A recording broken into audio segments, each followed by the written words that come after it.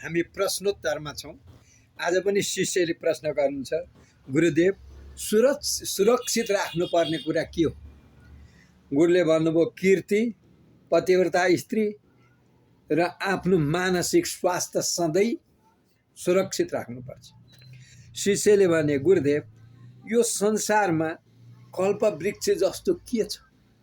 गुरुले उत्तर दिनुभयो, बाबु योग्य शिष्यलाई दिएको ज्ञान कल्पवृक्ष समान हुन्छ। शिष्यले प्रश्न गर्नुभयो, गुरुदेव कहिले नाश नहुने अक्षय वट भनेको के हो? गुरुले भन्नुभयो योग्य व्यक्तिलाई विधिपूर्वक दिएको दान त्यो अक्षय वट हो, त्यो कहिले नाश हुँदैन। शिष्यले प्रश्न गरे, गुरुदेव सबैको शस्त्र के हो? गुरुले भन्नुभयो युक्ति, यानी उचित विचार, तर्क, यो सबैको शस्त्र हो। सबैले तर्क गर्न सक्छ नि। शिष्यले भने, गुरुदेव सबैको माता को हो? गुरुदेवले भन्नुभयो बाबु गौ माता, सबैकी माता हुन्। शिष्यले भने, गुरुदेव वास्तवमा बल भनेको के हो?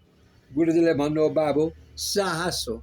साहसभन्दा ठुलो बल केही हुँदैन। शिष्यले भने, गुरुदेव मृत्यु भनेको के हो?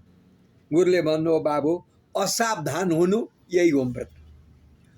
शिष्यले भने, गुरुदेव वास्तवमा विष कहाँ हुन्छ? गुरुले भन्नुभयो दुष्ट व्यक्तिमा विष हुन्छ।